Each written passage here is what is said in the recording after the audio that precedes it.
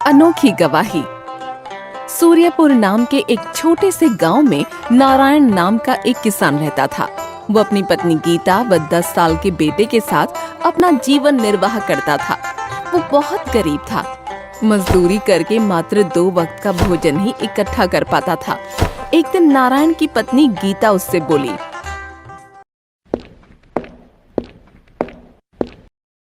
सुनो जी, पहले हम 2 थे, तभी परिवार का गुजारा मुश्किल से हो पाता था। अब तो अमर भी बड़ा हो गया है, इसलिए मैंने एक बात सोची है। तुमने क्या बात सोची है गीता? आज से खेत खलिहानों में मैं भी मजदूरी करने जाया करूंगी। गीता, मैं तुम्हें कोई भी सुख नहीं दे पाया। अपना जीवन तुम्हें गरीबी में ही बिताना पड़ा। दुखी क्यों होते हो जी? सुख दुख तो जीवन में आते ही रहते हैं। और फिर हम एक गाड़ी के 2 पहिए ही तो हैं। दोनों को एक समान चलना चाहिए, तभी गृहस्थी की गाड़ी ठीक ढंग से चल पाती है। तुम ठीक कहती हो गीता।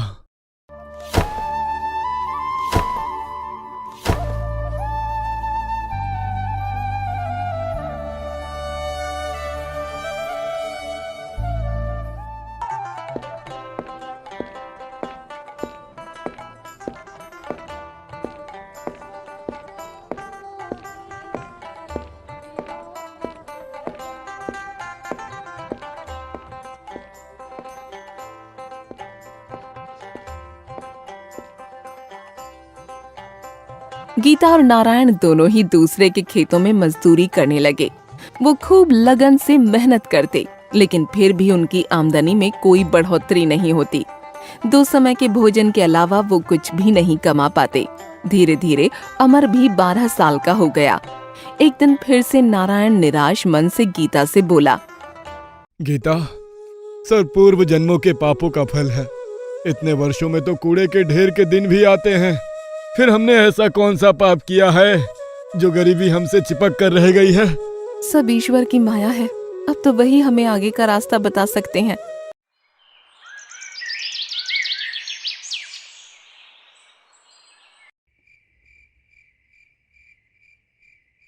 उसी रात नारायण के स्वप्न में देवी सरस्वती प्रकट हुई और कहने लगी, पुत्र नारायण, तेरा बेटा बड़ा हो गया है, इसे पढ़ाता क्यों नहीं? देवी सरस्वती, आप तो मेरी दशा से भली भांति अवगत होंगी। ऐसी कठिन परिस्थितियों में मैं कैसे अमर को पढ़ा सकता हूँ? कुछ भी करो बेटा, अपना पेट काटो, पर अमर को अवश्य पढ़ाओ। उसकी शिक्षा के उपरांत ही तुम्हारी गरीबी दूर होगी। ये कहकर देवी सरस्वती अंतर ध्यान हो गईं और अगली सुबह नारायण ने सारी बात अपनी पत्नी को बताते हुए कहा,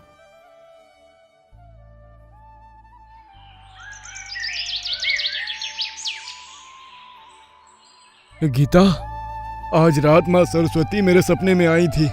वो कह रही थी, अमर को शिक्षा प्राप्त होने के बाद ही हमारी गरीबी दूर हो सकती है। सुनो जी, तुम आज ही अमर को लेकर काशीनाथ चले जाओ। काशीनाथ? लेकिन वहाँ क्यों? काशीनाथ में विश्व गुरु नाम के विद्वान रहते हैं। शिक्षा जगत में उनका बहुत बड़ा नाम है। तुम अमर को विद्या अध्ययन हेतु उनके पास ले जाओ। गीता, इसके लिए तो बहुत अधिक धन की आवश्यकता होगी। कहाँ से आएगा इतना धन? इसके लिए तो लाला के पास ही चले जाओ। लाला के पास? हाँ, ले देकर गांव में वही तो महाजन है। अमर की शिक्षा के लिए उन्हीं से कर्ज ले लो। गीता, लाला अत्याचारी महाजन है। वो हमेशा गरीबों का शोषण करते हैं। वो बहुत अधिक ब्याज पर कर्ज देते हैं और समय पर कर्ज ना चुकाने पर वो बहुत क्रूर हो जाते हैं। तुम ऐसे महाजन से उधार लेने की बात कर रही हो? इसके अलावा और कोई रास्ता भी तो नहीं है जी। कुछ भी हो, जब साक्षात माँ सरस्वती ने अमर को शिक्षा दिलवाने को कहा है, तो हम अपने बेटे को शिक्षा अवश्य दिलवाएंगे। परंतु ऋण लेने के लिए हमारे पास गिरवी रखने के लिए है ही क्या? लाला बिना कोई वस्तु गिरवी रखे किसी को धन नहीं देते। तुम ये घर गिरवी रख दो। ये क्या कह रही हो तुम? सिर छुपाने का यही तो एक आसरा है। भगवान ना करे यदि ये भी छिन गया तो क्या होगा? शुभ शुभ बोलो जी, भगवान जो करेगा ठीक ही करेगा।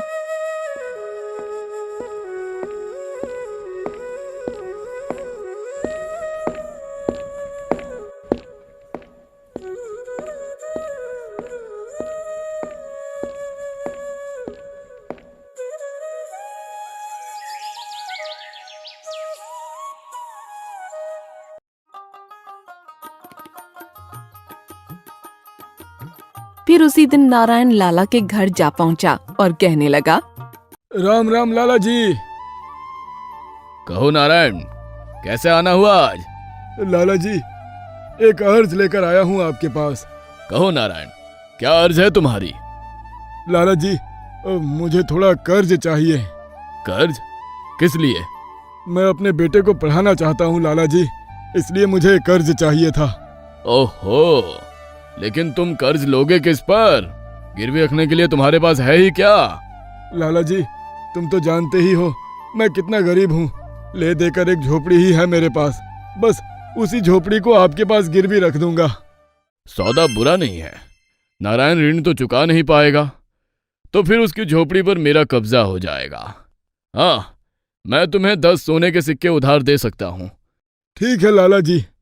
इसके लिए मैं तुमसे एक कागज पर अंगूठा लगवाऊंगा और 10 साल की मोहलत भी दूंगा। अगर 10 सालों में तुम कर्ज ना चुका पाए तो तुम्हारी झोपड़ी पर मेरा अधिकार होगा। मुझे ये स्वीकार है लाला जी।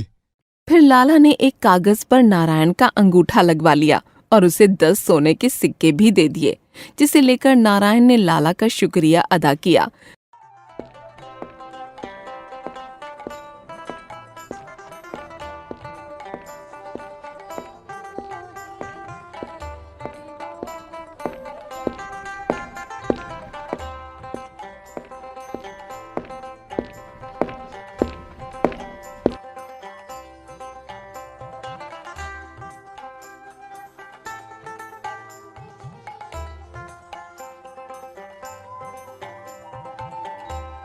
और अपने बेटे अमर को लेकर काशीनाथ के लिए निकल पड़ा।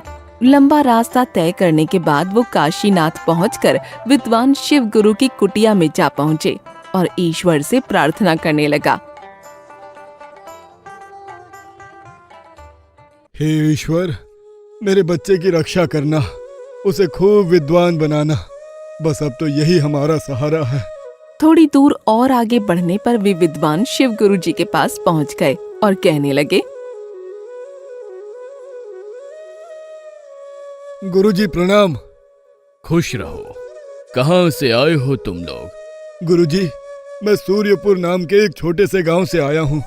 मेरा नाम नारायण है और ये मेरा बेटा अमर है। मैं अपने बेटे को आपसे शिक्षा दिलवाना चाहता हूँ, इसी उद्देश्य से आपके पास आया हूँ गुरुजी। अपने 10 सोने के सिक्कों की पोटली को गुरुजी के सामने रखा और पुनः कहने लगा, इसे स्वीकार कीजिए गुरुजी। क्या है इस थैली में? इसमें 10 सोने के सिक्के हैं गुरुजी। जैसे तैसे इसका प्रबंध कर पाया हूँ, आपको इससे अधिक धन नहीं दे पाऊंगा गुरुजी। मैं बहुत गरीब हूँ, मेरे बेटे को शिक्षा प्रदान करने से मत मना करना। बड़ा भोला व्यक्ति लगता है ये, इसे निराश करना ठीक नहीं है। शांत हो जाओ बेटा, मैं तुम्हारे बेटे को अवश्य पढ़ाऊंगा। वो शिक्षा ग्रहण करने के लिए 10 वर्षों तक आश्रम में ही रहेगा, तभी उसकी शिक्षा पूर्ण हो पाएगी। ठीक है गुरुजी। नारायण ने अपने बेटे अमर को गुरुजी के पास ही छोड़ दिया और वो वापस अपने घर लौट आया। गुरुजी ने अमर को शिक्षा प्रदान करना आरंभ कर दिया। धीरे धीरे 10 वर्ष बीत गए और अब अमर भी बड़ा हो गया। एक दिन गुरुजी ने अमर को अपने पास बुलाकर कहा,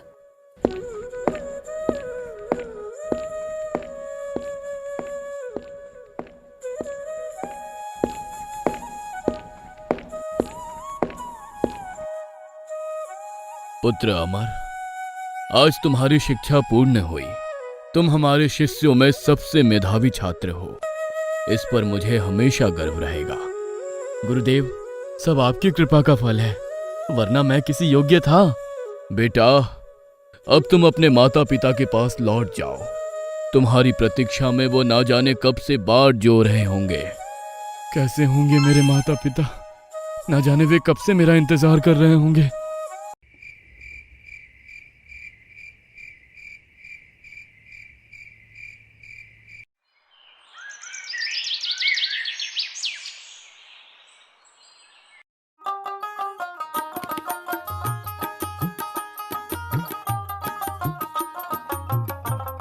अगले ही दिन अमर लंबा रास्ता तय करके अपने गांव जा पहुंचा और अपनी झोपड़ी देखकर सोचने लगा, कितना सुंदर दृश्य है।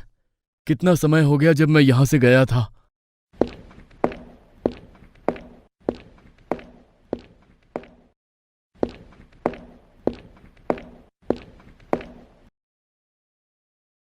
कौन हो तुम और अंदर क्यों घुसे चले आ रहे हो? प्रणाम पिताजी, मैं हूँ अमर, आपका बेटा। अमर बेटा, तुम्हारी शिक्षा पूरी हो गई? जी पिताजी, गुरुजी की आज्ञा से ही मैं घर लौटा हूँ। अरे गीता, कहाँ हो तुम? यहाँ आओ, जल्दी देखो, हमारा बेटा शिक्षा पूरी करके लौटा है। तुरंत ही गीता बाहर आ गई और अपने बेटे को देखकर बहुत प्रसन्न हुई। बेटा, मेरा बेटा, देखो तो कितना दुबला हो गया है। तुझे पता भी है मेरे बच्चे, हम दोनों ने तुझे कितना याद किया। मुझे अंदाजा है माँ, मैंने भी आप दोनों को बहुत याद किया। गीता, अब हमारे बुरे दिन बीत जाएंगे। अब हमारा बेटा नौकरी पर लग जाएगा। भगवान करे वो दिन शीघ्र आ जाए। उधर लाला भी सोच रहा था। पूरे 10 वर्ष बीत गए हैं। अब नारायण से 10 सोने के सिक्कों का ऋण चुकाने का तगादा करने का भी समय आ गया है।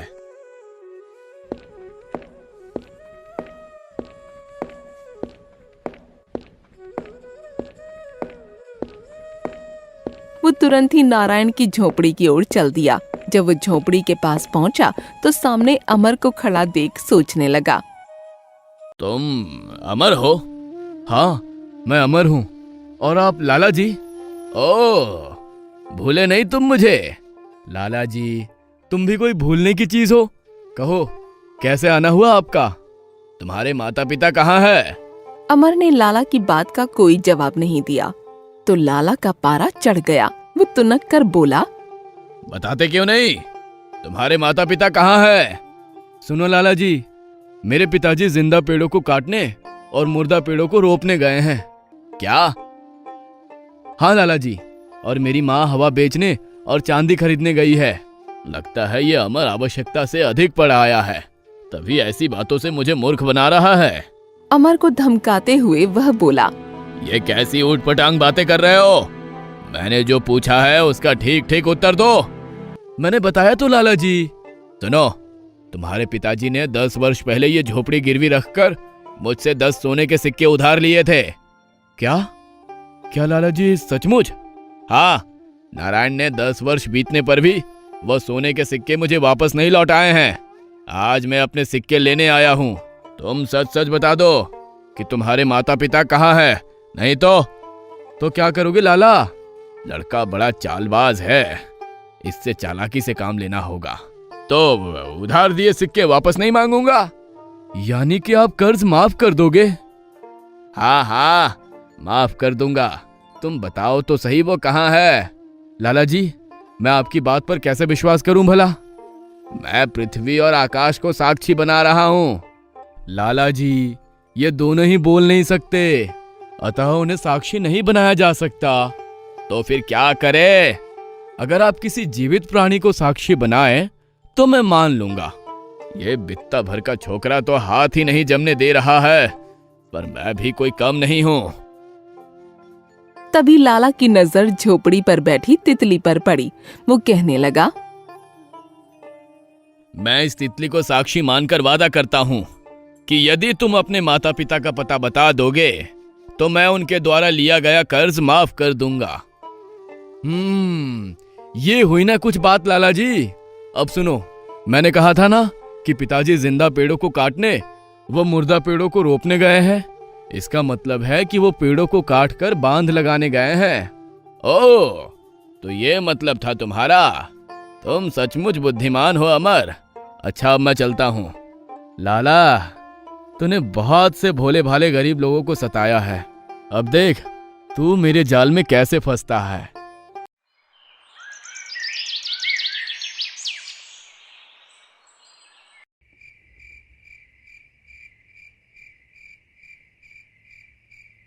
जब शाम हुई और नारायण घर लौटा तो अमर ने सारी बात अपने पिता को बताई।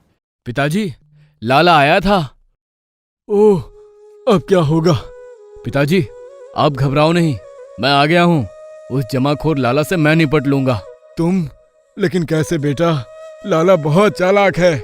आप घबराओ नहीं पिताजी, ईश्वर जो चाहेगा वही होगा।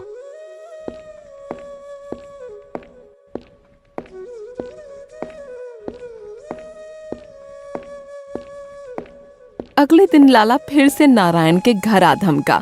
उस दिन फिर अमर घर पर अकेला ही था। लाला जी, आज कैसे आना हुआ? अपना उधार मांगने आया हूँ। कहाँ है तुम्हारे माता पिता? लाला जी, तुम किस उधार की बात कर रहे हो जो कल तुमने माफ कर दिया था? माफ किया था? तुम झूठ बोल रहे हो। कल ही तो आपने कर्ज माफ करने की बात कही थी। मैं महाराज के दरबार में शिकायत लेकर जाऊंगा। हाँ। उसी दिन लाला दरबार में पहुंच गया और महाराज से कहने लगा, महाराज की जय हो, मेरा न्याय कीजिए महाराज। अरे लाला, तुम? भला तुम्हें कौन परेशान कर सकता है? महाराज, गांव के ही नारायण ने मुझसे 10 वर्ष पूर्व 10 सोने के सिक्के लिए थे, लेकिन अब मांगने पर उसका धूर्त बेटा उल्टा बोलता है। मंत्री जी, तुरंत नारायण और उसके बेटे को महल में बुलाया जाए। महाराज के आदेश पर तुरंत नारायण और अमर को बुलाया गया तो महाराज ने नारायण से प्रश्न किया, नारायण, ये क्या मामला है? क्षमा कीजिए महाराज, पिताजी की तरफ से मैं पैरवी करूंगा। कहो, क्या कहना चाहते हो? महाराज, ये सच है कि 10 वर्ष पूर्व मेरे पिताजी ने लाला जी से धन उधार लिया था, तो उसे लौटाते क्यों नहीं हो? महाराज, कल लाला जी हमारे घर आए थे तो उन्होंने मुझसे कर्ज माफ करने का वादा किया था, फिर कर्ज मांगने का तो सवाल ही पैदा नहीं होता। यह झूठ बोल रहा है महाराज, मैं कल इसके घर गया ही नहीं था। अमर, क्या अपनी बात सिद्ध करने के लिए तुम्हारे पास कोई प्रमाण है? तब अमर ने कल का सारा किस्सा महाराज को सुनाया तो उन्होंने कहा, ओ, तो एक तितली है तुम्हारी गवाह? जी महाराज, वो तितली ही एकमात्र गवाह है। अमर, यह दरबार है, किसी नाटक का दृश्य नहीं जो तुम मनगढ़ंत कहानी बताओगे। मैं सच कह रहा हूं महाराज, कल लाला जी ने अपनी नाक पर बैठी तितली को गवाह बनाया था। यह झूठ बोल रहा है महाराज, कल जब मैं इसके घर गया था तो तितली झोपड़ी पर बैठी थी। अरे अरे, ये मैंने क्या कह दिया, अपने ही खिलाफ गवाही दे दी। लाला, अब तो तुम मेरे शब्द जाल में फंसी गया। लाला, इस बात से यह सिद्ध होता है कि अमर सच और तुम झूठ बोल रहे हो। अब नारायण तुम्हें 1 भी रुपए कर्ज नहीं चुकाएगा। मुझे माफ कर दीजिए हुजूर, जो मैंने आपसे झूठ बोला। लाला, तुम अपना धंधा चलाओ, लेकिन ईमानदारी से। दोबारा झूठ और फरेब से काम किया तो तुम्हें बंदी गृह में डलवा दूंगा। जी महाराज, दोबारा ऐसी गलती नहीं होगी। दरबार समाप्त होने पर सभी अपने अपने घर जाने लगे तो महाराज ने अमर को रोक कर कहा, अमर, मैं तुमसे बहुत प्रसन्न हूँ। तुम्हारी सूझबूझ ने तुम्हें कर्ज चुकाने से बचा लिया। क्या तुम मेरी एक बात मानोगे? अवश्य महाराज, आप बस आदेश दीजिए। मैं जानता हूँ तुम शिक्षा ग्रहण करके आए हो और बहुत बुद्धिमान हो। तुम्हारी जगह तो मठों में विद्वान की है, किंतु मैं चाहता हूं कि तुम राज दरबार में रहकर न्याय मंत्री का पद संभालो। क्या तुम्हें यह मंजूर है? अवश्य महाराज, ये तो मेरे लिए सौभाग्य की बात होगी। राजसराय में तुम्हारे रहने व खाने पीने की व्यवस्था कर दी जाएगी। तुम कल से ही दरबार में शामिल हो सकते हो। जैसी आपकी आज्ञा महाराज। इस तरह अमर की सूझबूझ ने अमर और उसके परिवार की परिस्थितियों को बदल दिया।